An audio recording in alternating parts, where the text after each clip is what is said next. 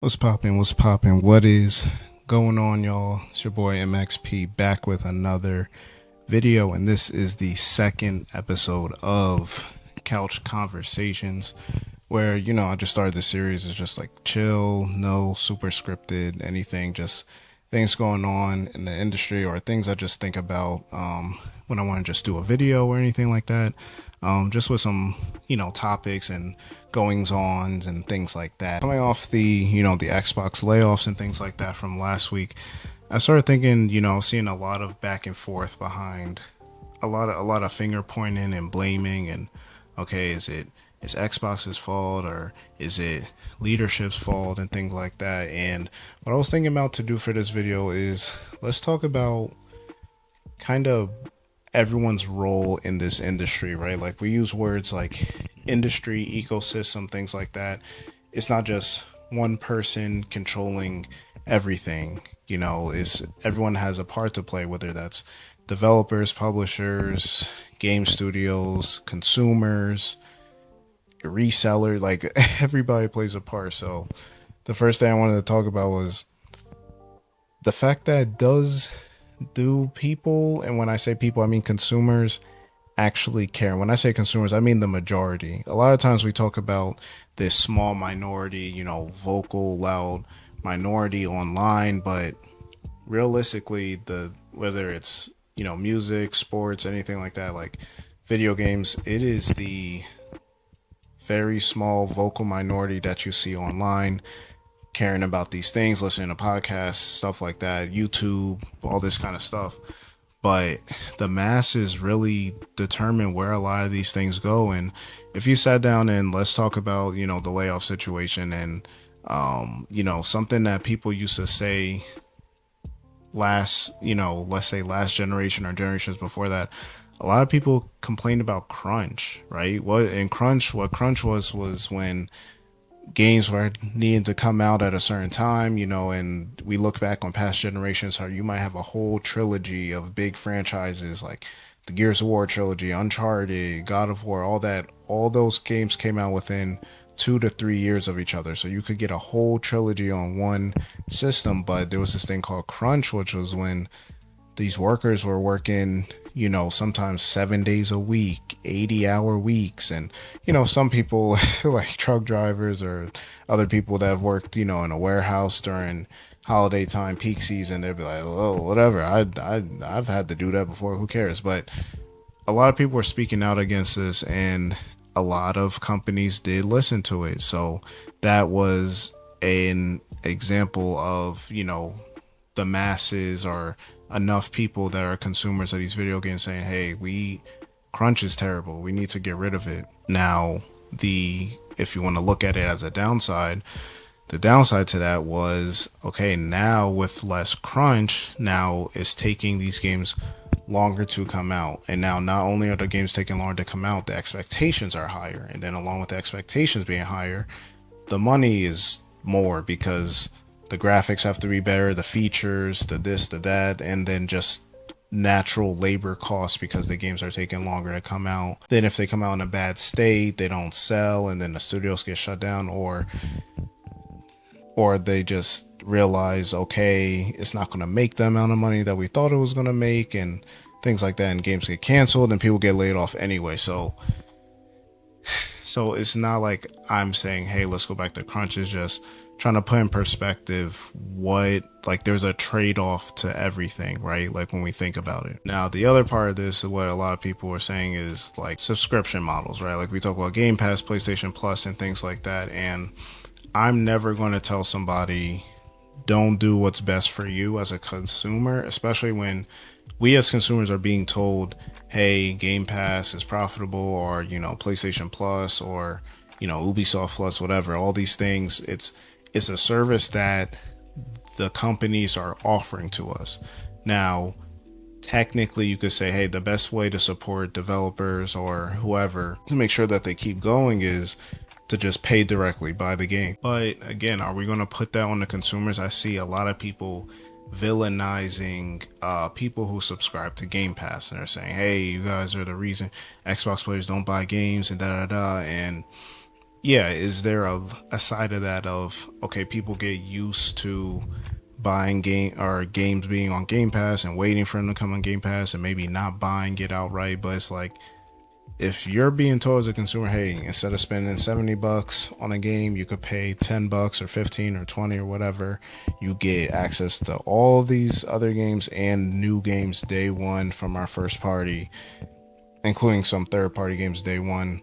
How are you gonna blame consumers for that? Like, I don't think consumers would be like, hey, nah, I'm with the people. I'm gonna spend $70 on each game, especially $80 now with the price going up. Like, I don't think that's fair. Now, again, everything has a flip side. So when it comes to those subscriptions, I do think if you want a game and you think it's worth it, the whole like, oh, I'm gonna wait for it to come to Game Pass, I don't think that helps anybody, because yes, you could support Xbox and whatever developers by interacting with their games and adding to their player count and things like that. But if there's a game you want to play, you just get on it. Like, I've done that too, and sometimes, hey, it'll come to Game Pass, but it'll be like a year later or something like that. Like, if you're not in a rush to buy it, then keep it moving. But if there's a game you really want to buy and you're just like, hey, it ain't on Game Pass, I'll just wait and see. It's like, if you got the money for it, go ahead and buy it. I've seen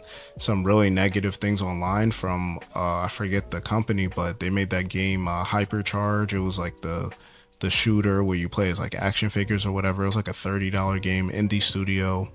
And I seen people all in the replies, I don't know if they're bots or whatever, and they're saying like, oh, this is gonna die if it's not on Game Pass, or when's it coming to Game Pass if it's, yeah, I'm not buying it. It's like, bro, just keep that to yourself. Like, what is that type of negativity? And for a small studio, I think they sold like 100,000 copies while being only on Xbox and PC to launch.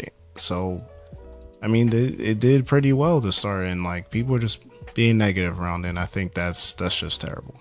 And kind of what I'm getting at is just that there's everyone kind of has a part to play. And when we talk about the layoff situation and leadership, yes, it's, hey, you have Big Daddy Microsoft and Satya Nadella and things like that, or Sony or whatever, and you gotta produce. But at the same time, why are your games being put in a position where Microsoft can say to cancel them? You know what I'm saying? Like, why are your games taking so long? Why are games like, are you just giving too much freedom to these studios to do whatever they want and not having no type of accountability? And it's like, cool, you want to be friendly and have fun and make be the we're the gamers paradise and things like that. But it's like, you, at the end of the day, you gotta deliver to your customers, your shareholders, and you gotta have some type of accountability. And I don't think giving these studios, especially small studios, infinite time to work on whatever they want to work on, then they put it out, then it doesn't sell, or it just doesn't make the money back because of how long it was in development. Now they're out of a job, and technically that's on you. And I can't say it's on the workers, but it's like, you're not doing them any favors doing that. So again, that goes back to everyone having to play a part in the success of everything to keep it moving. And then another tidbit I wanted to talk about was boycotting, which I'm never going to tell anyone to not boycott, but I was seeing stuff like people saying, like, after the layoffs and the studio closures, they're saying like, oh, I'm canceling my Game Pass subscription. If you're going to cancel it and you're just like, okay, I'm not supporting Xbox anymore, I don't know what they're doing with their business or whatever, that's fine. But if you're going to do that and then come back later, or you're going to do it and then still be buying games on the side through, Xbox, whether it's on PC or in the system, it's like, I don't know. I don't think that helps, their case. And I don't think Game Pass is going anywhere because of how Xbox is trying to be very accessible to all these, customers and devices and things like that. But I don't think that helps at any point, especially for certain studios that kind of rely on engagement through Game Pass and things like that for, these deals to keep being done and things like that. And it's like, now you got less value for Game Pass, or people being scared like, okay, do I want to do Game Pass the deals that Microsoft is willing to give out for it getting smaller, or even their first party studios possibly getting hurt and more people getting laid off. It's like, I don't know. I think boycotting is sometimes just a knee jerk reaction that people get into, and it's like I don't disagree with boycotting, but it's kind of like you got to think about what you're boycotting for. If people come out with certain stances and you're like, oh, okay, I can't support this, or hey, you guys are supporting a certain cause right now, we're not with that, and until you stop associating yourself with that, we're not buying anything. And then once they make those changes, you come back. But the straight up like, oh, people are getting laid off, so now I'm about to just give less money and possibly not support the games, and then more people getting laid off is just like, I don't know. Sometimes it could be a little counterproductive, a little performative. I've seen people, I said the same thing when people were like returning their Xboxes or selling it or whatever. It was just like, bro, like, all right, like, okay. Like, I don't know. And the last part, which I don't think a lot of people would really touch on, is that this doesn't necessarily have to do with layoffs, and this might be more on the like Nintendo side, but the emulation, right? Like the piracy, and like I understand people say like, game preservation and things like that, but like, let's keep it a buck, bro. 95% of people that's emulating or finding stuff online and using these different websites and stuff, it's because they don't want to pay for games, right? Like the old stuff that you can't get anymore because the Nintendo doesn't sell it anymore, or Sony doesn't put it as available to buy, or Xbox or whatever. I'm fine with that. Like, if you want a Sonic Advance, you can't play it any other way, go ahead. But in like buying it on a secondary market for $200 or whatever is not going to help Nintendo either. So I'm all for it. But people are literally pirating brand new games. Like, people pirating Tears of the Kingdom like the week it came out. Like, let's keep it a buck, right? Like, that's not helping anybody. I'm not shaking my pom-poms for these billion-dollar companies and things like that, but it's like, bro, at the end of the day, if this is an industry we all love, we need to support it. You gotta put your money where your mouth is. If you want these things to exist and keep coming out, you gotta buy the games. If you the game, whether you're gonna buy it the day it comes out, 2 months later, you wait for a sale, whether you buy it used or something, but it's like you trying to just pirate and steal and all this kind of stuff is like, that's not helping anybody. Like, for TV and all that stuff, I don't like, it's a little different. Like, they get a whole bunch of different like advertising dollars and stuff like that, the streaming, all this kind of stuff. But like, when it comes to brand new video games, like, come on, bro. Like, do we want the studios to exist or not? So we got to be honest with ourselves.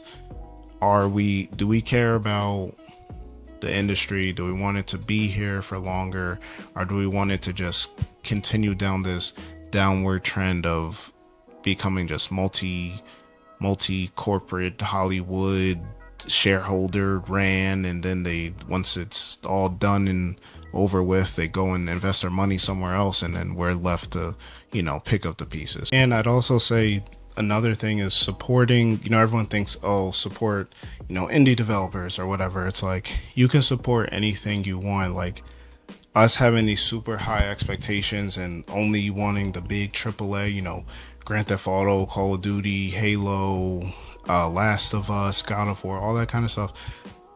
Every single aspect of the industry has a need for it to keep going.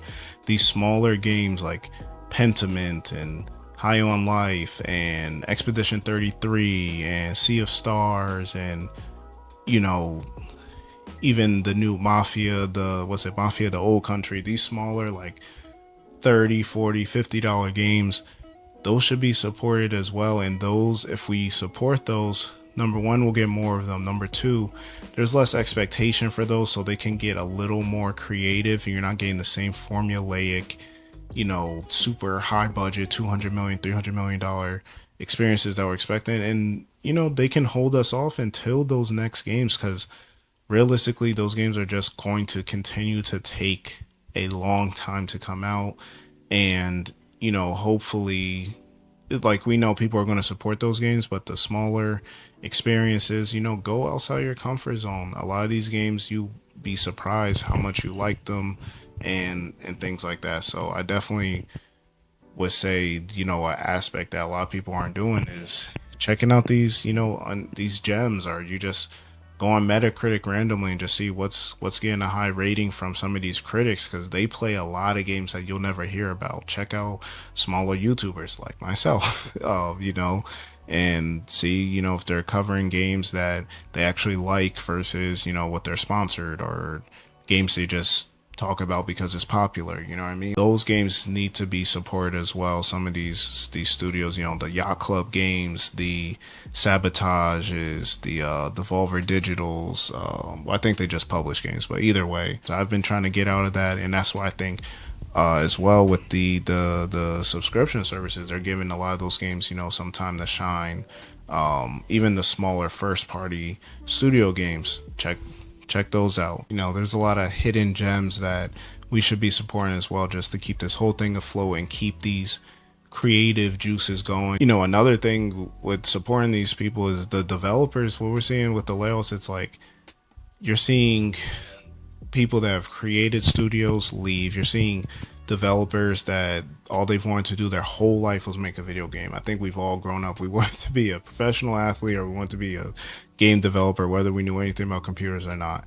Those people are leaving the industry, or not entering the industry, because it's so unstable, it's so unpredictable, it doesn't look like it's getting any better. And if those people, if the creator of Doom is losing funding, it's like, bro, what like what hope do a lot of people get? A lot of people doing contract work, so they lose benefits, or as soon as the game's done or gets shut down, they don't have a job anymore. Try something else. That's what I think is like one of the big points of this video is everybody try something else, support the industry that you claim to love, and hopefully it'll flourish. That's just what I was thinking. Again, nothing too scripted or anything, but just what I've been thinking about recently with the layoffs, the talking, the pointing, and all this stuff, the console war. And again, it used to be fun back when I was younger, the PS3 versus 360 stuff. Like, it was fun to argue, even Xbox One versus PS4, when PS4 was clearly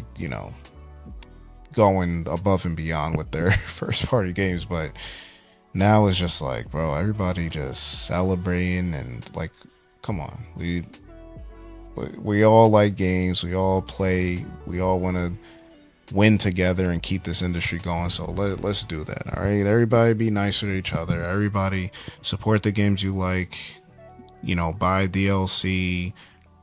People hate microtransactions, but if you really like a game, hey, buy this stupid outfit or skin for $3 or $5.